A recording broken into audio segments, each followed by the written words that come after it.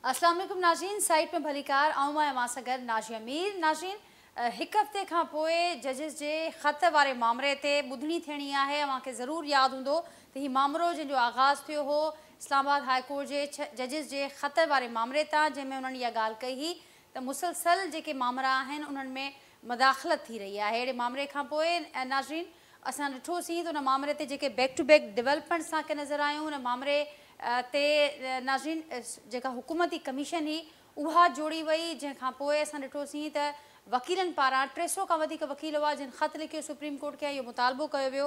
इहा अहिड़ी सदा बि कई वई त हिन मामले ते पाण मुरादे नोटिस जी कार्रवाई थियणु घुरिजे। तमामु घणो अहम मामिलो आहे, हसास मामिलो आहे, जंहिंखां पोइ चीफ जस्टिस ऑफ पाकिस्तान जी अॻुवाणीअ में सरबराहीअ में हिकिड़ो लार्जर बेंच जंहिं पाण मुरादे नोटिस केस जी ॿुधणी कई। 7 रुकनी जो लार्जर बेंच हुआ ऐं उहो ॿुधायो वियो त हुन वक़्तु जेके अवेलेबल जजिस हुआ उन्हनि उन केस खे ॿुधो ऐं 29 अप्रैल ताईं, हाणे खां कुझु ॾींहंनि खां पोइ उहा ॿुधणी थियणी आहे। ॿी ॿुधणी हूंदी हिन पाण मुरादे नोटिस जी, ऐं उन ॿुधणीअ खां अॻु चीफ जस्टिस साहिबु जेका पहिरीं ॿुधणी थी उन में इहो बि इशारो ॾिनो हो त फुल कोर्ट जोड़े सघिजे थो हिन मामले ते। छा फुल कोर्ट जोड़ियो वेंदो जज जी शिकायतुनि ते? इहे सवाल बि हिन मामले ते बार बार उथंदा रहिया त जजिस वटि इख़्तियार हो तोहिन अदालत जी कार्रवाई जो, उन इख़्तियार खे छो न इस्तेमालु कयो वियो। उन सां गॾोगॾु हीउ जेको मामिलो असांजे साम्हूं अचे पियो, हिकु पासे अदालती जेके मामला आहिनि उन्हनि में मुबैना मुदाख़लत वारा मामला आहिनि, ॿिए पासे इंसाफ़ लाइ लिखियल जजिस जो ख़त आहे, छा इंसाफ़ थी सघंदो? ऐं उन सां गॾोगॾु नाज़रीन जेका ॿी डेवलपमेंट असांखे गुज़िरियल ॾींहुं नज़र आई, गुज़िरियल ॾींहुं असांखे इहा डेवलपमेंट नज़र आई त इस्लामाबाद हाई कोर्ट बार पारां सुप्रीम कोर्ट खे हिकिड़ी दरख़्वास्त कई वई जंहिंमें पिणु मुतालबो कयो वियो त हिन मामले जी शफ़ाफ़ इंक्वायरी थियणु घुरिजे ऐं जेके बि ज़िम्मेवार आहिनि उहे माण्हुनि जिन अदालत खे घटि किरण जी कोशिशि कई आहे, घटि ॾेखारण जी कोशिशि कई आहे, उन्हनि ख़िलाफ़ु सख़्त खां सख़्तु कार्रवाई कई वञे। इन समूरे मामले ते तफ़सीली एक्सपर्ट सां गुफ़्तगू कंदासीं। अव्हांखे ज़रूरु यादि हूंदो त जंहिं वक़्तु हीउ मामिलो हलंदड़ हो उन वक़्तु दौरान ई मुख़्तलिफ़ जजिस खे जिन जो सिलसिलो असांखे नज़र आयो त सेशन कोर्ट जा जजिस हुआ, इन खां पोइ हाई कोर्ट जा जजिस ऐं बाद में सुप्रीम कोर्ट जा जस्टिस हुआ, जजिस हुआ जिन खे हिकिड़ा मशकूक ख़त मिलिया। उहो मामिलो बि स्टिल हलंदड़ आहे, उन हवाले सां बि जांच जो आगाज़ थी चुको आहे, जांच हलंदड़ आहे। पर ईद खां पोइ इन मामलनि ते ॿुधायो पियो वियो त ईद खां पोइ फर्दर जेका कार्रवाई थींदी। हाणे हीअ मामला कहिड़े रीति अॻियां वधंदा, छा जजिस सां इंसाफ़ थी सघंदो, छा फुल कोर्ट जोड़ियो वेंदो, उन समेत जेके ॿिया सवाल पैदा थियनि पिया उन ते एक्सपर्ट सां गुफ़्तगू कंदासीं। जेको पैनल मूंसां गॾु मौजूदु आहे, जेको प्रोग्राम जो तारुफ़ सां कराईंदसि, मूंसां गॾु मौजूदु आहिनि नाज़रीन सीनियर कानूनदान आहिनि सरदार यासीन आज़ाद साहब, नाले वारा कानूनी माहिर आहिनि शबीर शेर साहब, ऐं सीनियर कानूनदान आहिनि शोहाब ओसो साहब। उहे पिणु प्रोग्राम में मूंखे जॉइन कंदा कुझु देरि में। अवां सभिनी खे महिरबानी, अवां सभिनी खे भलीकार, अवां सभिनी जी महिरबानी और गुफ्तगू के लिए वक्त करियो जेके प्रोग्राम लाए। शबीर साहब अवां जी इजाज़त साथ सरदार साहब आपसे आगाज़ करती हूँ गुफ्तगू का। कैसे देख रहे हैं आप? अब कुछ ही दिन है ईद से पहले ये जब हेयरिंग हुई तो ये कहा गया था, एक इंदिया भी दिया गया चीफ जस्टिस साहब की जानिब से कि इस पर फुल कोर्ट जोड़ा जा सकता है। आप देखते हैं फुल कोर्ट बनते हुए इस मामले पर, और कैसे देखते हैं ये मामला आगे बढ़ते हुए? 29 अप्रैल को दोबारा हेयरिंग है। किससे पूछना है? मुझसे? जी यासीन साहब। जी सर, पहली बात यह है कि ये बात दुरुस्त है कि लार्जर बेंच ने 29 तारीख को बैठना था, लेकिन मेरे हिसाब से लार्जर बेंच जय आफरीदी साहब के बेंच से अलग होने के बाद सूरत चेंज हो गई है। अब ऑनरेबल चीफ जस्टिस साहब को 1 हफ्ते के लिए तो मंडे से कराची में आ रहे हैं, जज साहिबान यहाँ केसेस चलाएंगे। अब 29 तारीख को जो आपकी लार्जर बेंच की जब एक जज सब अलग हो गए तो मेरे हिसाब से वो बेंच टूट गई।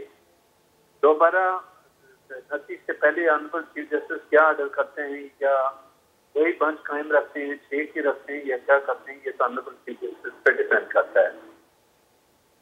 या आफरीदी साहब के अलग होने के बाद जो एक लंबा चौड़ा अंदोलन जो है वो जैसे अक्सर मंजूला साहब ने भी लिखा हुआ है, और मुझे नहीं अंदाजा कि 29 तारीख के अंदर वो बेंच के अंदर रहते या नहीं रहते, ये तो आने वाला वक्त बताएगा।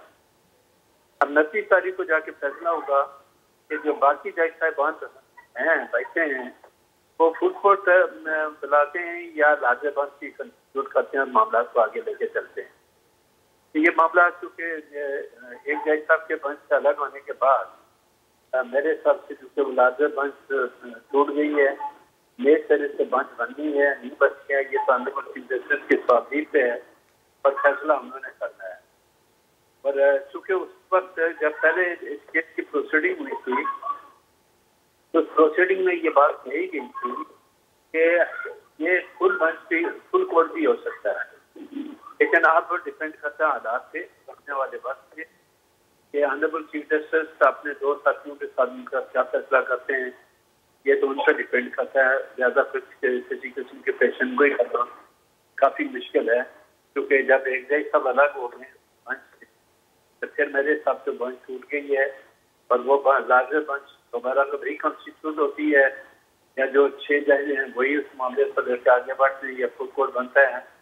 ये तो 29 तारीख से पहले या 29 तारीख को जाके पता चलेगा, उस पर क्या कार्रवाई करना मेरे लिए मुश्किल है। ठीक। और यासीन साहब, इस्लामाबाद बार ने भी सुप्रीम कोर्ट से रिज्यू किया है इस मामले पर, उस दरख्वास्त को आप कैसे देखते हैं जिसमें ये मुतालबा किया गया है कि ना सिर्फ शफाफ इंक्वायरी हो बल्कि साथ साथ ये भी कहा गया है कि अदालत को नीचा दिखाने वालों के खिलाफ सख्त से सख्त कार्रवाई होनी चाहिए। ऐसे ये बात तो मैं एग्री करता हूँ इस्लामाबाद बार की कि अदलिया के वकार को कोई भी अगर आदमी लेट डाउन करता है तो उसके खिलाफ सख्त से सख्त कार्रवाई होनी चाहिए। लेकिन जो इस वक्त 6 जज साहिबान के खतूत का मामला है, इस पे पहले ऑनरेबल चीफ जस्टिस की मर्जी से और प्राइम मिनिस्टर की मर्जी से एक कमीशन की तश्कील की गई जिसमें सदी गिलानी साहब बाद में अलग हो गए। तो मेरा आज भी पॉइंट ऑफ व्यू है कि सुप्रीम कोर्ट अगर ये मामला बने कोर्ट में अगर फुल कोर्ट भी लेता है तो फुल कोर्ट जो है वो मामला को लेके आगे तो चलेगा, तो फैसला देना है वो देंगे। लेकिन फुल कोर्ट में सुप्रीम कोर्ट में इन्वेस्टिगेशन का इख्तियार जो ऑनरेबल सुप्रीम कोर्ट को लिए, ऑनरेबल सुप्रीम कोर्ट को फिर भी कोई न कोई कमीशन चाहे जजेस का बनाए, फेडरल गवर्नमेंट की मर्जी से या कुछ और बनाए, उनसे है। क्योंकि मेरे नजदीक 184(3) में ऑनरेबल सुप्रीम कोर्ट के पास एविडेंस रिकॉर्ड करने का कोई तरीकाकार नहीं मौजूद, न इससे पहले की कोई मिसाल है, ना इन्वेस्टिगेशन की जा सकती है। वो जो दोनों पार्टी को सुनने के बाद इसकी अगर नतीजे पर पहुंचे हैं तो फिर मेरे नजदीक कमीशन के अलावा कोई ऑप्शन मुझे नजर नहीं आता। और वो कमीशन किसकी मर्जी से बनता है, डायरेक्ट कमीशन बनाने का इख्तियार फेडरल गवर्नमेंट का है। लेकिन जब ऑनरेबल सुप्रीम कोर्ट ने 184(3) में कार्रवाई का आगाज कर दिया है और एक जज साहब के अलग होने के बाद सूरत काफी हद तक तब्दील हो गई है, तो अब देखना पड़ेगा कि 29 तारीख को सुप्रीम कोर्ट क्या करते हैं। अगर फुल कोर्ट बैठाते हैं तब भी मेरा कहना यह है कि उन 6 जज साहिबान के जो खत की इन्वेस्टिगेशन करने के लिए आपको कहीं ना कहीं कोई इंक्वायरी बनाना पड़ेगा, जिसको ये इस बात का इख्तियार होगा कि वो एविडेंस कलेक्ट करे, देखे कि जो उन्होंने एलिगेशन लगाया सही है ये गलत है। क्योंकि ये मामला इतना आसान नहीं है जितना हम समझ रहे हैं। ऑनरेबल 6 जज साहिबान ने ये कहा कि हमारे रास्ते में इंसाफ काम करने में रुकावट खड़ी की जाती है और एक एहसास इदारे को उन्होंने इकबाल किया है। तो फिर कल अगर ये बात आती है तो फिर पहले बटन आप पे आएगा कि आपको साबित करना होगा कि आपने एहसास इदारे के खिलाफ जो एलिगेशन लगाए हैं वो साबित करने की पोजीशन में है या नहीं। मिसाल के तौर पर अगर आप इस चीज को साबित नहीं कर सकते तो फिर एहसास इदारा तो ये कह सकता है ना कि हमारे खिलाफ जो एलिगेशन लगाया था वो साबित नहीं हो सकता, तो आप वो जज साहिबान जिन्होंने हमारे खिलाफ एलिगेशन लगाया उनके खिलाफ कार्रवाई कौन करेगा। तो क्योंकि 6 जज साहिबान ने जो खत लिखा था वो ऑनरेबल सुप्रीम कोर्ट को नहीं लिखा था, वो जुडिशियल कमीशन जो है, जो हमारी काउंसिल है, उसको दिया था। काउंसिल के पास इख्तियारात हैं तो वो इन्वेस्टिगेशन भी कर सकती है, एविडेंस भी रिकॉर्ड कर सकती है। लेकिन अब ये डिपेंड करता है कि सुप्रीम कोर्ट क्या डिसाइड करता है। जब मामला ऑनरेबल सुप्रीम कोर्ट ने टेकअप कर लिया है तो फिर मेरे नजदीक क्या कार्रवाई करना मेरे नजदीक बल्कि बेकार है, मुझसे भी नहीं। ठीक है यासीन साहब, आपकी बात को आगे बढ़ाते हुए शबीर साहब अवां वटि ईंदसि, अवां कीअं ॾिसो पिया हिन समूरे मामले खे ऐं जेका ॻाल्हि यासीन साहब कई त हाणे ज़ाहिर आहे लार्जर बेंच में हिकिड़े मेंबर जे जेको मामिलो साम्हूं अचे पियो उन खां पोइ हाणे ॾिसणो पवंदो 29 तारीख़ ते जॾहिं ॿीहर ॿुधणी थींदी त पोइ उन ॾींहुं छा फ़ैसिलो साम्हूं अचे थो। अवां ॾिसो पिया फुल कोर्ट जुड़ंदे या उन खां अॻु ही जेका डेवलपमेंट थी आहे पहिरियां हिनखे सेटल कयो वेंदो? तो न हिन महिल ताईं त मूंखे नज़र नथो अचे त को सुप्रीम कोर्ट उनखे को संजीदा वरितो आहे। हिकिड़ी कार्रवाई जेका कई ऐं उन में बि सिर्फ़ु वन साइडेड हुयो, जजिस जो मौक़ुफ़ मालूम ई न कयो वियो त जजिस जे तरफ़ां केरु पैरवी कंदो उहो कोन आयो। उन खां पोइ पाउडर जेको निकितो उन पाउडर जे सिलसिले में बि कार्रवाई उते जो उते मुंझारे जो शिकार थी वई। उन ते बि इन्वेस्टिगेशन वग़ैरह कान थी त भई इहो पाउडर कंहिं मोकिलियो, कहिड़ियुनि कुवतनि खे जेको आहे सो इन क़िस्म जी हरकत करण जी ज़रूरत थी। इन ते बि तमामु जेके बि इन्वेस्टिगेशन एजेंसीज़ आहिनि कंहिंखे बि जेको आहे सो उन जी असाइनमेंट कान ॾिनी वई ऐं चीफ जस्टिस बि उन ते तक़रीबन ख़ामोशी आहे ऐं उन बि कंहिंखे डायरेक्शन कान ॾिनी आहे ऐं न कोई केरु इन सिलसिले में इंक्वायरी करे पियो। त ईअं पियो लॻे त इन मसइले जो बि जेको तरीक़ो इख़्तियार कयो वियो आहे उहो हशर इन फैज़ाबाद धरणे वारी रिपोर्ट वारो कयो वेंदो। उन रिपोर्ट में ज़ाहिर आहे त सॼो जेको हाणे कयो वियो आहे उहो पंजाब गवर्नमेंट जे मथां उछलायो वियो आहे। माना मौजूदा प्राइम मिनिस्टर उन महिल जेको आहे सो चीफ मिनिस्टर हुयो ऐं सॼी शइ उन जे मथां हली पई। जंहिंजे मथां इल्ज़ाम हुया, फैज़ हमीद जे मथां इल्ज़ाम हुया, उहो बिल्कुलु उन खां आजो करार न हुया। त हिन रिपोर्ट जो बि असांखे ईअं ई थो लॻे पियो त जेके कुवतूं तमामु घणो सरगर्म आहिनि ऐं इन मसइले जो जेको असुल जेके कारण आहिनि उहे ज़ाहिर थियणु न ॾींदियूं ऐं उहे कारण लिकल ई रहंदा ऐं जजिस जेके आहिनि से उहे थ्रेट में आहिनि ऐं थ्रेट में ई रहंदा। पोइ ज़ाहिर आहे जजिस खां जेको कमु वठण जे लाइ उहे कुवतूं चाहिनि थियूं पियूं।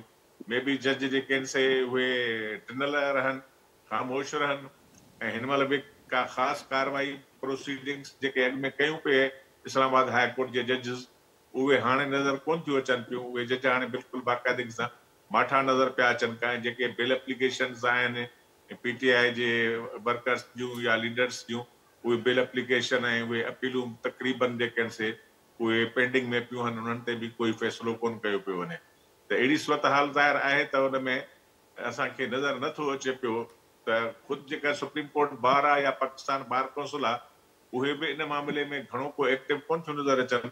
न ई को इन मामले खे जेका असां तेज़ करण जी कोशिशि कयूं या चीफ जस्टिस ते दबाव विधऊं त भई इन जा कारण जेके से मालूम कयो, इन्वेस्टिगेशन एजेंसीज़ खे एक्टिवेट कयो त पाउडर जे ताईं जेका ॻाल्हि वञी पहुती त इहो कहिड़ियूं कुवतूं आहिनि, केरु थो जजिस खे जेको आहे सो हिरासान करे ऐं हिरासमेंट जी कोशिशि थो करे। त ज़ाहिर आहे त इहे सभई शयूं बाक़ाइदगी साण कोन उन्हनि खे संजीदगी सां न वरितो वियो आहे। उहे पंहिंजी जॻह ते उते जो उते मौजूदु आहिनि। हाणे 29 तारीख़ ते हीअ कहिड़ी कार्रवाई था कनि पिया जेका असां तमामु फुल बेंच थी अचे पई या ऑल जजिस जेके आहिनि से उहे उन में पार्टिसिपेट कंदा। इन जी हिन महिल ताईं जेका आहे सा कंहिं बि क़िस्म जो नोटिफिकेशन या ऐलान जेको आहे उहो साम्हूं न आयो आहे। जी ठीकु आहे शबीर साहब, जीअं मां चयो त हाणे असां ॾिठोसीं त जॾहिं ही मामिलो साम्हूं आयो ऐं जॾहिं ही बैक टू बैक डेवलपमेंट्स हिन मामले ते नज़र पिया आहियूं त असांखे कुझु तमामु घणी सरगर्मियूं नज़र पिया आहियूं बार्स जी हद ताईं, वकीलनि जे हद ताईं, पर हाणे उते बि ठापुर नज़र अचे पई। त हाणे हिकिड़ी डेवलपमेंट नज़र आई आहे, इस्लामाबाद बार पारां सुप्रीम कोर्ट में दरख़्वास्त ॾिनी वई आहे। उन खां पोइ ॾिसो पिया हुआ 29 अप्रैल खां अॻु को माहौल जुड़ंदे हिन ॾिस में? इन सिलसिले में फ़िलहाल त कोई बि इन क़िस्म जो माहौल जुड़ंदे नज़र कोन थो अचे। त ख़ुदि जेके चीफ जस्टिस आहे उन जे तरफ़ां बि को उन एप्लीकेशन जेका सुप्रीम कोर्ट बार ॾिनी आहे उन ते बि कोई रद्द अमल कोन आयो आहे ऐं सुप्रीम कोर्ट उनखे कोई संजीदगी सां कान थी वठे पई। सुप्रीम कोर्ट बार में हींअर जेके उहिदेदार आहिनि उहे ई आहिनि जेके पाकिस्तान बार काउंसिल में वेठा आहिनि। यानी जेके आहिनि से लॉ मिनिस्टर जो ग्रुप जेको आहे आज़म तारन जो उहो उते ॿिन्ही इन्हनि बाडनि में वेठो आहे। त उहे इन शइ खे इन तरह सां कोन पिया वठनि, न को संजीदगी सां था वठनि, न बार थी वठे न पाकिस्तान बार काउंसिल थी वठे। इहे ॿई धुरियूं जेके आहिनि से उनखे माठे करण जे चकर में आहिनि। मूंखे नथो लॻे त उहो सुप्रीम कोर्ट बार इनखे संजीदगी सां वठंदी या पाकिस्तान बार काउंसिल पंहिंजा काउंसिल्स जेके आहिनि से मोकिलींदी। हिन महिल ते ॿिन्ही बारनि पंहिंजो पैनल ई कोन्हे ठाहियो। न सुप्रीम कोर्ट बार जेको आहे सो ठाहियो आहे पंहिंजो पैनल जेको उते केस खे कंटेस्ट करे जजिस जे तरफ़ां करे या बार जे तरफ़ां करे। इन क़िस्म जी का बि सरगर्मी हिन महिल ताईं त नज़र कान थी अचे। सिर्फ़ु हफ़्तो बचियो आहे या 29 अप्रैल जेको आहे ठीकु आहे। हिन महिल ताईं त कंहिं बि क़िस्म जी अहिड़ी कार्रवाई नज़र कान थी अचे पई जंहिंमां नज़र अचे त सुप्रीम कोर्ट बार जेका आहे सा हुन केस खे कंटेस्ट कंदी ऐं हुनखे संजीदगी सां थी वठे पई ऐं सीनियर वकीलनि जो को पैनल हुन जोड़ियो आहे, अहिड़ी ॻाल्हि का नज़र कान थी अचे पई। जी ठीक है यासीन साहब, आप मेरे साथ हैं लाइन पर? मेरी आवाज़ आप तक पहुंच रही है? नाज़रीन, यासीन साहब से राब्तो मुनक़िद थी वियो आहे। शबीर साहब, जेका ॻाल्हि मां कयो पिया, ही जेका अदम संजीदगी आहे, इन जे पुठियां छा सबब ॾिसो पिया मां? जेको मां अॻु में ॻाल्हि कई त फैज़ाबाद धरणे वारो जेको मसइलो हुयो, उन ते पहिरियां केतिरी जेका असां ह्यू एंड क्राई ऐं चीफ जस्टिस केतिरो उनखे सीरियस वरितो हुयो, ऐं हाणे जॾहिं उहा हुकूमत तब्दील थी वई ऐं हीअ गवर्नमेंट जेका आई आहे, जेका समझौते जे तहत आई आहे, त उन महिल चीफ जस्टिस बिल्कुलु उन इशू ते ख़ामोश आहे ऐं जेके फाइंडिंग्स आयूं आहिनि उन ते बि कोई एतिराज़ कोन कयो आहे, न को बार कयो आहे एतिराज़, न ई जेका आहे सा मुस्लिम लीग नून जे तरफ़ां उन ते को एतिराज़ कयो वियो आहे त भई असुल जेको धरणो हुयो, धरणे जे पुठियां कहिड़ियूं कुवतूं हुयूं जेके पहिरियां हाफ़िज़ हमीद ते इल्ज़ाम पे लॻायूं, उहे इल्ज़ाम हींअर बिल्कुलु ई माठा थी विया आहिनि ऐं उन ते बि कुझु बि ॻाल्हाइण लाइ तयारु कोन्हनि के पूरी मुस्लिम लीग नून जी क़यादत बाक़ाइदगी सां उन ते ख़ामोश आहे। ज़ाहिर आहे त उहो उन्हनि मुफ़ाहिमत करे वरिती आहे, मुफ़ाहिमत जे करे सभु कुवतूं जेके उनखे इन मसइले खे माठो करण थियूं चाहिनि पियूं ऐं उहे नथा चाहिनि पिया त असुल कारण जेके आहिनि उहे साम्हूं अचनि ऐं असुल शयूं जेके आहिनि से उहे ज़ाहिर थियनि। त उन में ज़ाहिर आहे त हुकूमत जी जेका आहे पॉलिसी उहा उन में जेका आॾो थी अचे पई। जी शबीर साहब, उनजी ॻाल्हि खे अॻियां वधाईंदे शुआब बोसू साहब मूंखे जॉइन कयो आहे। शुआब साहब, अस्सलाम वालेकुम। वालेकुम सलाम। शुआब साहब, उनजी महिरबानी मां वक़्तु कढियो गुफ़्तगू जे लाइ। शबीर शेर साहब मूंसां गॾु मौजूदु आहिनि ऐं यासीन आज़ाद साहब बि मूंसां गॾु मौजूदु आहिनि। ॻाल्हि ॾिसी कयूं पिया जेको जजिस जे ख़त वारो मामिलो साम्हूं आयो ऐं उन खां पोइ बैक टू बैक कुझु डेवलपमेंट्स तव्हांखे नज़र आयूं, पर हाणे जॾहिं ॿी ॿुधणी थियणी आहे पाण मुरादे नोटिस केस जी ऐं उहा 29 तारीख़, थोरो ई वक़्तु बचियो आहे, पर उन खां अॻु लार्जर बेंच मां जे मेंबर पारां जेका धार थियण वारो जेको डेवलपमेंट आहे उहा बि साम्हूं आई आहे। ऐं गॾोगॾु शबीर साहब इहा जेका ॻाल्हि ॿुधाइनि पिया त समूरी सिचुएशन असां ॾिसूं पिया त कुझु ॾींहं रहिजी विया आहिनि, पर कुझु ॾींहं अॻु ताईं हिन वक़्तु उहा जेके सरगर्मियूं नज़र पिया आयूं, ईद खां अॻु जेको माहौल नज़र पिया आयो, हाणे हुन में बिल्कुलु ठापुर ॼण त नज़र अचे पई। ऐं हू हिकिड़ो हवालो शबीर साहब जी गुफ़्तगू में इहो बि साम्हूं अचे पियो त ताज़ो ई फैज़ाबाद धरना कमीशन रिपोर्ट साम्हूं आई आहे ऐं उन रिपोर्ट में जहिड़ी रीति असुल ज़िम्मेवारनि जो तयन न थी सघियो आहे, लॻे पियो त हीउ मामिलो बि कुझु उन ई पासे ॾांहुं वेंदे असुल ज़िम्मेवारनि जो तयन न थींदो ऐं रुॻो हीउ मामिलो कंहिं तातुल जो शिकार थी सघे थो। अव्हां कीअं ॾिसो पिया हिन समूरे मामले खे अॻियां वधंदे? ॾिसो नाजिया, हाणे दुनिया में जेके इदारनि खे ठीकु करण जा जेके मुस्तनिद जेके रस्ता आहिनि, तरीक़ा आहिनि, उन में जेको सभ खां अहम किरदारु हूंदो आहे उहो हूंदो आहे सियासतदाननि जो। सियासतदान इदारनि खे मज़बूत बि कंदा आहिनि, इदारनि खे कमज़ोर बि कंदा आहिनि। ऐं जजनि जे हवाले सां जेकॾहिं असां सोचींदासीं त जज जेको आहे को मुल्क में को इस्तेकाम आणींदो, को इदारनि जे विच में इस्तेकाम आणींदो, या ख़ुदि इवन जुडिशरीअ जे अंदरि बि जेकॾहिं ॾिसिजे त जेके वॾा मसइला पैदा थिया आहिनि, हाणे त मसइलो इहो पैदा थियो आहे त जजिस जेके वेठा आहिनि पाण हाई कोर्ट जा हुजनि या सुप्रीम कोर्ट जा हुजनि, उन्हनि खे ई सिक्योरिटी जो ख़तरो आहे। त हाणे जॾहिं जजिस पाण इनसिक्योर आहिनि, उहो सम्झनि था त असांजी पंहिंजी जान माल ऐं असांजा मिट माइट रिश्तेदार उहे सिक्योर न आहिनि ऐं उन्हनि खे एंथ्राक्स अहिड़े क़िस्म जा थ्रेट्स था मिलनि, त ॿाहिरि अहिड़े मौक़े ते मां सम्झां थो त सियासतदाननि खे पंहिंजो तारीख़ी रोल अदा करणु घुरिजे ऐं जेके उन्हनि जा ज़ाती ग्रोही मुफ़ाद आहिनि उन्हनि खे हिकु तरफ़ रखी ऐं इहो जेको आहे सो फ़ैसिलो कनि त भई कुझु बि थी पवे अदालतुनि खे बचाइणो आहे, छाकाणि त अदालतूं जेकॾहिं न बचंदियूं त हे बि कोन बचंदा। हिन वक़्तु जेका सूरत हाल आहे त ईअं थो लॻे त ॼण जेके कोर्ट्स आहिनि, अदालतूं जेके आहिनि, उहे पंहिंजो मामिलो पाण ठीकु करे वेंदियूं ऐं ॿाहिरि जेको वेठा आहिनि सियासतदान, पार्लियामेंट, गवर्नमेंट, उहे उन में को बि रोल प्ले न करे सघंदा। जेको बि कुझु बि आहे इहो बसि चीफ जस्टिस ऑफ पाकिस्तान ऐं जेका सुप्रीम कोर्ट जी जेका फुल बेंच आहे या लार्जर बेंच आहे, बसि उहो ई मसइलो हल कंदा, छाकाणि त हे इंटरनल प्रॉब्लम आहे। मां नथो सम्झां इहो इंटरनल प्रॉब्लम आहे। इंटरनल प्रॉब्लम तॾहिं हुजे आहे जॾहिं इहो मामिलो अंदरां पैदा थिए आहे। को जजिस में बग़ावत थी वञे आहे, को ग्रुप्स ठही वञनि हा, ॾाढे क़िस्म जी ॻाल्हि थिए। हे ॿाहिरों जो प्रॉब्लम आहे, जजिस खे ॿाहिरों थ्रेट थो अचे, जजिस जी जेका इंडिपेंडेंस आहे उनखे ॿाहिरों जो ख़तरो आहे। ऐं उन में ज़ाहिर आहे जेकॾहिं पॉलिटिशियंस पंहिंजो आईनी किरदारु अदा न कंदा ऐं जेके बि उन्हनि खे जजिस खे थ्रेट था कनि, जेके बि जजिस जी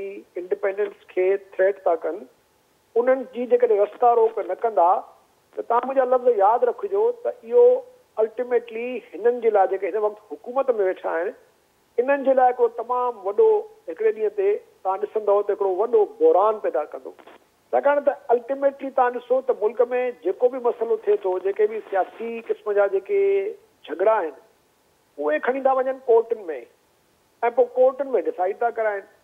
हाणे त हिकिड़ो ॼणो इहो हिकिड़ो ट्रेडिशन बणिजी वियो आहे त जेको मसइलो आहे कोर्ट खणी वञो। जॾहिं तव्हां हिकु तरफ़ कोर्ट जे मथां रिलाए था कयो, कोर्ट जी तव्हांखे अहिड़ी ज़रूरत आहे त पोइ घटि में घटि तव्हां उन कोर्ट खे बचायो बि त सही। हाणे तव्हां कमीशन तव्हां ॾिठी जेका उन्हनि ठाही, गवर्नमेंट ठाही, उहो जज साहिबु जेको आहे सो माज़रत कई, छाकाणि त हुनजी ॻाल्हि सही हुई।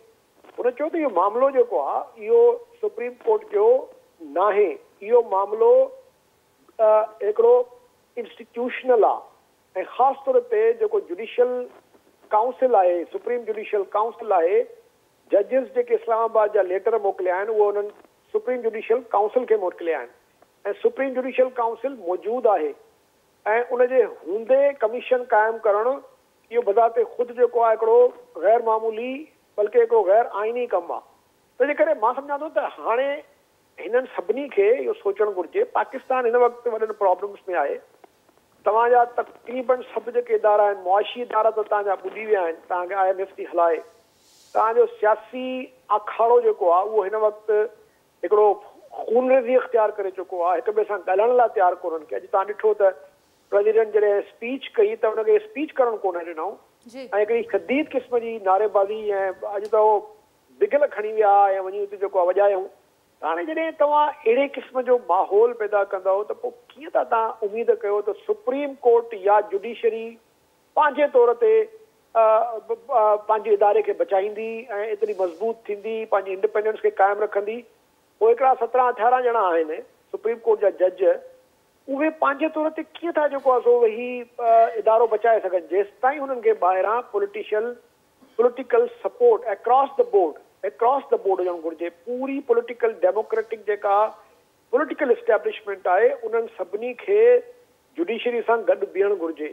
जेकॾहिं न बीहंदा जुडिशरी, मां नथो सम्झां त बचंदी। इहो मामिलो वधीक ख़राबु थींदो। अॼु ख़त विया आहिनि, सुभाणे को अमली तौर ते तव्हां ॾिसंदव त अहिड़ो इम्कान बि मौजूदु आहे त तव्हां अमली तौर ते जजनि खे जी जेको आहे सो जान खे ख़तरो थी सघे थो। सो इन करे मां सम्झां थो त इन बहस खे सिर्फ़ु जजिस जे अंदरूनी हिमत या अंदरूनी जेका बि तव्हां चओ पॉलिसी उनजे हवाले सां ॾिसणु ग़लति आहे। भली फुल कोर्ट तव्हां ठाहे छॾियो, फुल कोर्ट में छा थींदो, जज छा चवंदा, अल्टीमेटली इम्प्लीमेंट त गवर्नमेंट खे करिणो पवंदो। ऐं जज चवंदा ठीकु आहे तव्हां कानून साज़ी कयो, जेके इहे जेके इंटेलिजेंस एजेंसीज़ आहिनि उन्हनि जे लाइ रूल्स ठाहियो। रूल्स केरु ठाहींदो? पॉलिटिशियंस ठाहींदा, पार्लियामेंट ठाहींदी। त जेको कुझु बि थींदो उन में जेसि ताईं सहकार कोन्हे, जेसि ताईं गवर्नमेंट ऐं पार्लियामेंट गॾिजी सुप्रीम कोर्ट खे या जुडिशरीअ खे न बचाईंदा त हे बहरान मां सम्झां थो तमामु वॾो बहरान आहे, इहो अञा वधंदो। ठीकु ऐं हुनजे लाइ तयारु नज़र अचे, का तयारी नज़र अचे पई अव्हांखे हुकूमत जी, का रियलाइज़ेशन, का सीरियसनेस नज़र अचे पई अव्हांखे? न, ॾिसो हुकूमत खे त हिन वक़्तु हो त हिकिड़ी तंग नज़रीअ जो शिकार आहिनि, हो त शॉर्ट टर्म सोच जो शिकार आहिनि। हो सम्झनि था त भई असांखे हुकूमत मिली वई आहे, हाली त मज़ा कयो। भली PTI वारा जेके आहिनि उहे तकलीफ़ में हुजनि, भली जज जेके आहिनि उहे कमज़ोर हुजनि, परेशान हुजनि, छाकाणि त हे सॼो सिस्टम रिग्ड आहे। हे जेका हुकूमत ठही आहे उहो रिगिंग जे नतीजे में ठही आहे। इन करे हे सभु जेके आहिनि उहे गिल्टी कॉन्शियंस खे ख़बर आहे असां जेको इलेक्शन खटी आहे उहा ग़ैर मुनासिब तरीक़े सां खटी आहे, उहो का फेयर एंड फ्री इलेक्शन त कोन्हे। तंहिंजे करे हीअ हुकूमत बज़ाते ख़ुदि जेका आहे उहा हिकिड़े लिहाज़ खां ओबलाइज्ड आहे। हीअ पाण एस्टेब्लिशमेंट जे अॻियां मजबूर आहे, छाकाणि त एस्टेब्लिशमेंट जा इलेक्शन खटाए ॾिनी आहे हिननि खे। तंहिंजे करे हाणे हे उन एस्टेब्लिशमेंट जे ख़िलाफ़ कॾहिं बि न वेंदा तंहिंजे करे मां सम्झां थो त सुप्रीम कोर्ट जे लाइ इवन जुडिशरी जे लाइ ॾाढो ॾुखियो वक़्तु ईंदो, छो त पॉलिटिशियन्स सां गॾु न बीहंदा। मां नथो सम्झां, न बीहंदा त जज अञा वधीक घेरे में ईंदा, वधीक उन्हनि ते दबाव ईंदो ऐं ख़ुदा पनाह ॾिए त उन्हनि ते हमला बि थी सघनि था, छाकाणि त ईंदड़ वक़्तनि में जेके फ़ैसिला थींदा उहे काफ़ी फ़ैसिला अहिड़ा आहिनि जिन जा सिधा सवां असर पवंदा मुख़्तलिफ़ इदारनि ते, सियासी पार्टियुनि ते।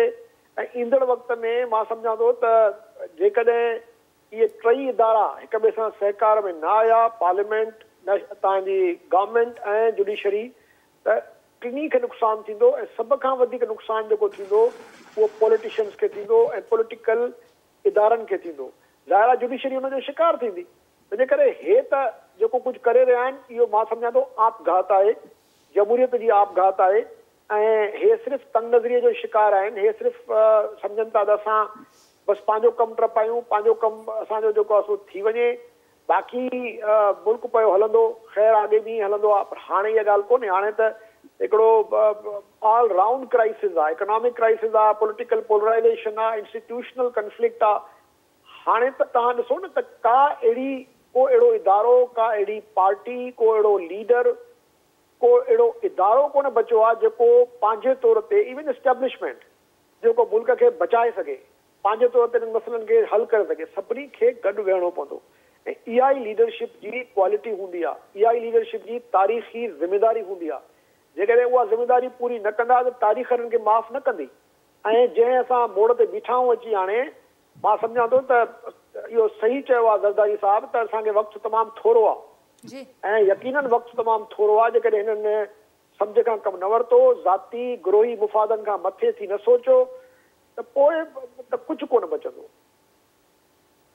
जी शबीर साहब, छा एड कंदो अवां? पार्लियामेंट, जुडिशरी, गवर्नमेंट वक़्तु थोरो आहे, सदर साहब इहा ॻाल्हि कई आहे ऐं जीअं शवाब साहब फरमायो त जेसिताईं जेकॾहिं सरकार न थियो त पोइ तमामु घणा जेके क्राइसिस असांखे नज़र अचनि पिया, ही त एतिरा सिवियर थी वेंदा जो उनखे कंट्रोल करण बि शायदि कंहिंजे वस में न रहे। बिल्कुलु शहाब साहब सां मां इतफ़ाक़ करियां थो पियो, बिल्कुलु हुन जेको आहे सही ॻाल्हि कई आहे ऐं इन क़िस्म जी सूरत हाल ख़ुदि हुकूमत ई पैदा करे रही आहे ऐं जजिस जे हिरासमेंट जे पोयां बि ज़ाहिर आहे त हुकूमत ई जेके आहिनि से उहे ई माण्हू शामिल थी सघनि था पिया हिरास करण लाइ, छाकाणि त जजिस जेके फ़ैसिला पे कया उन में PTI ऐं 9 मई जेके हुया वाक़ई में मुलविस जवाबदार, उन्हनि जूं ज़मानतूं ते मंज़ूर कयूं। उहे ज़ाहिर आहे त ॾाढो ॾुखियूं पे लॻियूं हुकूमती दुर खे, ख़ासि तौर सां पीपल्स हिनखे मुस्लिम लीग नून वारनि खे, त धड़ाधड़ उहे माण्हू जेके आहिनि से आज़ादु थींदा पिया ज़मानतुनि ते, त इहा शइ हुननि खे हुन तकलीफ़ ॾिनी। ऐं थी सघे थो त हुकूमत कोई ज़रिया पंहिंजा हाणे मुख़्तलिफ़ ज़रिया हुकूमत इस्तेमालु करे सघे थी, उन्हनि वटि काफ़ी जेके आहिनि से आहिनि, इख़्तियार आहिनि ऐं वसीला आहिनि, सभु कुझु आहिनि। त इन तरह सां जेकॾहिं हुकूमत करे थी त शहाब साहब जे चवाणी त हू पंहिंजा ॾींहं घटाए पंहिंजे लाइ प्रॉब्लम पैदा पई करे। ज़ाहिर त अदलिया जॾहिं आज़ाद थी कमु न कंदी ऐं अदलिया प्रेशर में हूंदी त उन वटि सही फ़ैसिला त कोन थींदा। जेकॾहिं अदालती निज़ाम दरहम बरहम थींदो ऐं सही फ़ैसिला न थींदा त ज़ाहिर त मुल्की निज़ाम कीअं हलंदो, मुल्की निज़ाम खे कीअं हलाए सघंदा। मुल्की निज़ाम अदालती निज़ाम खां सवाइ त नथो हली सघे पियो। अदालत वाहिद इदारो आहे जितां आम माण्हूअ खे रिलीफ थो मिले पियो। हुकूमती इदारा त माण्हुनि खे रिलीफ कोन ॾींदा। उन्हनि जी कोशिशि इहा हूंदी आहे त असां पंहिंजो जेको उल्लू आहे उहो सिधो कयूं ऐं माण्हुनि खे वधि में वधि मुझाइण जी कोशिशि कंदा आहिनि। ज़ाहिर जॾहिं अदालती निज़ाम ई दरहम बरहम कंदा त उहो सॼे मुआशिरे खे मुतासिर कंदो उहो सिस्टम ऐं इन सां ज़ाहिर त इदारा जेके आहिनि से उहे कमज़ोर थींदा। इदारनि जी कमज़ोरी ज़ाहिर आहे त सॼे मुल्क जी कमज़ोरी बणिजंदी ऐं उन में हुकूमत ख़ुदि पंहिंजे इक़्तिदार खे बि न बचाए सघंदी ऐं इहे ई अदालतूं, इहे ई जज जेकॾहिं कमज़ोर थिया त सुभाणे पाण अपोज़िशन में अचणा आहिनि। हिननि जो बि त साॻियो ई असरु थियणो आहे। पोइ अदालत सां हिननि जेका तकरार शुरू कयो आहे उहा अदालत हुननि खे कहिड़ो रिस्पॉन्स ॾींदी, सुभाणे कहिड़ो प्रोटेक्शन ॾींदी। ज़ाहिर त साॻियो ई अपोज़िशन में हलिया वेंदा। तारीख़ रही आहे हिन मुल्क जी, कंहिंखे ॿिए 5 सालनि खां मथे हिते हलणु नथो ॾिनो वञे पियो। कॾहिं अदालत जे ज़रिए हुननि खे हटायो थो वञे त कॾहिं नो कॉन्फिडेंस जे ज़रिए हटायो थो वञे, त उहे सिलसिला त जारी आहिनि। अॼु ही पाण जेके आहिनि पथर लॻंदा हुया, पुलिस जा छापा लॻंदा आहिनि, ये कोर्टूं हुयूं जेके थोरो घणो उन्हनि खे रिलीफ ॾींदियूं हुयूं, पर उन कोर्टुनि खे ई हे तंग था कनि पिया। त ज़ाहिर आहे त अॻिलो जेको हिननि जो जहान अचे थो पियो उहो हिननि जे लाइ तंग थींदो, ऐं उन में ही ज़ाहिर आहे त ॾाढो जेको आहे सो तकलीफ़ में वेंदा, ऐं उहा ॻाल्हि हुकुमरान कोन था सोचनि पिया। ऐं हिन तजुर्बनि मां गुज़रण जे बावजूद बि उहे ॿीहर नवां नवां तजुर्बा जेके से कंदा रहंदा आहिनि। हुन में ॾिसजे त हाणे वधीक छा थो थिए पियो, बाक़ी जेको साईं चवनि था पिया त जुडिशियल कमीशन खे पावर आहे, जुडिशियल कमीशन या जुडिशियल काउंसिल जेका सुप्रीम जुडिशियल काउंसिल उन जो कम ई ॿियो आहे। उन जो कम इहो कोन्हे को त जेके हेठि अदालतुनि सां मसइला था थियनि पिया त उन्हनि खे निबेरे, उहो निबेरण जो कमु सुप्रीम कोर्ट जो आहे, छाकाणि त सॼो जुडिशियल पावर उन वटि आहे, उहा ई सॼो कुझु करे सघे थी। जॾहिं उहा कुझु बि करण लाइ तयारु न आहे ऐं उहा पाण मामले में सुस्त रफ़्तारी करे पई ऐं जजिस खे कंहिं बि क़िस्म जो जेको प्रोटेक्शन आहे, तहफ़ुज़ आहे, उहो फ़राहम कान पई करे, त अहिड़ी सूरत में ज़ाहिर त जजिस जो बि एतमाद पंहिंजे हायर जुडिशियल फोरम ख़तमु थींदो ऐं उन में अनारकी वारी सूरत पैदा थींदी। ऐं ज़ाहिर त इहा असल में लोअर जुडिशरी थी वेंदा ऐं जज बि ज़ाहिर आहे त उहो हिरासा रहंदा ऐं ख़ौफ़ में रहंदा। हुननि जा ॿार स्कूल था वञनि पिया, हुननि जा मिट माइट जेके फ्रीली मूवमेंट में ज़ाहिर त अदालती निज़ाम जेको आहे उहो अवाम खे प्रोटेक्शन या पंहिंजो पाण खे प्रोटेक्शन कोन थो ॾेई सघे पियो। जी ठीकु शबीर साहब, पर जीअं मां हिन खां अॻु ॻाल्हि कई त ज़ाहिर आहे पोइ ही टई इदारनि जो सहकार तमामु घणो इम्पॉर्टेंट आहे, जेके टई फॉरम्स आहिनि मेन, जुडिशरी आहे, गवर्नमेंट आहे, पार्लियामेंट आहे, पर उन सां गॾोगॾु जिथां खां ही मसइलो असांखे नज़र अचे पियो जुडिशरी जे फ्रंट ते, त उते जुडिशरी खे तमामु घणो एक्टिव थियणो पवंदो ऐं उते उन्हनि खे पिणु पंहिंजे आवाज़ लाइ आवाज़ु तमामु घणो बुलंद करणो पवंदो। शोआब साहब, अवां सां लाइन ते मौजूदु आहियो? नाज़िर, शोआब साहब सां राब्तो मुनक़िद थी वियो आहे। शबीर साहब, अवां खां ई ज़रूरु इहो पुछणु चाहींदसि त ही जेको असां ज़िक्र बि कयोसीं त संजीदगी जो जेको आलम आहे उनजा खोड़ रीज़न्स आहिनि जंहिंजे करे उहा संजीदगी जेका हुअणु घुरिजे इंतिहाई अहम मामले ते उहा असांखे उन तरीक़े सां नज़र कोन पई अचे। त हाणे ईंदड़ ॾींहंनि में अवां ॾिसो पिया त जॾहिं मामला जहिड़े रीस अॻियां वधंदा त पोइ अवां सम्झो पिया त उहा सीरियसनेस या उन हिसाब सां जुडिशरी खे अॻियां अचिणो पवंदो। हिन महिल ते त नज़र कोन थो अचे, ख़ुदि ॿार जेका आहे सा वॾी उन सुस्त रफ़्तारी जो शिकार आहे, छाकाणि त जजिस खे वधि में प्रोटेक्शन जेको आहे सो ॿाहिरि खां मिलंदो आहे। ॿाहिरि मुतहद ऐं मुनज़िम हूंदी आहे, जज ज़ाहिर त न को मुदाहिरो करे सघंदा आहिनि, न जुलूस कढी सघंदा आहिनि, न कोई खुली तरह सां पंहिंजी राय ॾेई सघंदा आहिनि। उन्हनि जी ज़बान, उन्हनि जी ताक़त, उन्हनि जी कुवत जेका उहा ॿाहिरि हूंदी आहे। ॿार हिन महिल बिल्कुलु हुन मामले में बाक़ाइदगी सां ख़ामोश आहे, ॿार को बि रिस्पॉन्स कान पई ॾिए। अहिड़ी सूरत हाल में जज न वटि मायूसी जेका आहे सा उहा पखिड़िजे पई ऐं जजनि वटि आहे डेयरिंग ऐं जुरत वारा फ़ैसिला जेके थींदा नज़र कोन था अचनि, न कोई ईंदा ऐं इहो इदारो ज़ाहिर त अञा बि वधीक कमज़ोर थींदो। हिन महिल ताईं वञी हफ़्तो हिकिड़ो बचियो आहे, हिकिड़े हफ़्ते में इन तरह सां का बि तयारी नज़र कान थी अचे पई, न बार जी तयारी थी नज़र अचे पई, न सुप्रीम कोर्ट जी थी नज़र अचे, न त सुप्रीम कोर्ट हिन महिल ताईं इहो करे आहे अमिकस क्यूराए दोस्त जेके से कोर्ट जा अपॉइंट करे आहे सीनियर वकील त भई अचो अदालत जी मदद करियो। ही हेॾो वॾो संजीदा मसइलो आहे, पर हिन महिल ताईं इन क़िस्म जो को बि सुप्रीम कोर्ट या चीफ जस्टिस पाकिस्तान अहिड़े क़िस्म जो को बि ऐलान कोन्हे कयो, न ई कंहिं बार खे चयो आहे, न सुप्रीम कोर्ट बार खे चयो आहे, न हाई कोर्ट बारुनि खे चयो आहे, न ई सिंध बार काउंसिल जेके 4 काउंसिलूं आहिनि सूबाई काउंसिलूं वकीलनि जूं, उन्हनि खे बि कोन चयो आहे त भई तव्हां पंहिंजा सीनियर वकील असांखे ॾियो त असांखे हिन मसइले में, हिन संजीदा मसइले में असांजी मदद कनि। त उहा ई संजीदा कान थी नज़र अचे त ॿियो केरु पोइ उहो संजीदा थींदो। बारूं त पाण उन ई तातुल जो शिकार आहिनि, इन जे करे त उहे उन्हनि जी अक्सरियत जेका असां हींअर हुकूमत में पार्टिसिपेट पई करे। वकीलनि जी अक्सरियत घणाई जेका आहे, जेका लीडरशिप आहे, विदे हामिद ख़ान खां वठी वेंदे कामरान मुर्तज़ा ऐं आज़म तारण ताईं उहे सेनेट में हलिया विया आहिनि, जेके वधि में वधि लीड कंदा आहिनि बारुनि खे। उहा क़यादत जेका आहे सदन पार्लियामेंट में विहारे छॾी आहे, हुकूमत जो हिसो करे छॾी आहे। त अहिड़ी सूरत हाल में ज़ाहिर त अनारकी पैदा थींदे नज़र पई अचे ऐं इन क़िस्म जो जेको केस शुरू कयो वियो आहे उन में बि जान पवंदे नज़र कान थी अचे त को इन जो को बहितर नतीजो निकिरंदो, जजनि खे तहफ़ुज़ फ़राहम कयो वेंदो या उहे मुहरक जेके आहिनि से उहे ज़ाहिर कया वेंदा जेके मुहरक जजनि खे परेशान कंदा चाहिनि पिया ऐं जजिस खे हिरास कंदा चाहिनि पिया, हुननि खां पंहिंजी मर्ज़ी वारा फ़ैसिला वठणु था चाहिनि पिया, उहे ज़ाहिर ई कोन थींदा। जॾहिं उहे ज़ाहिर ई न थींदा त ज़ाहिर आहे त इन जेका सुप्रीम कोर्ट जी कार्रवाई आहे उन्हनि जो कहिड़ो फ़ाइदो थींदो।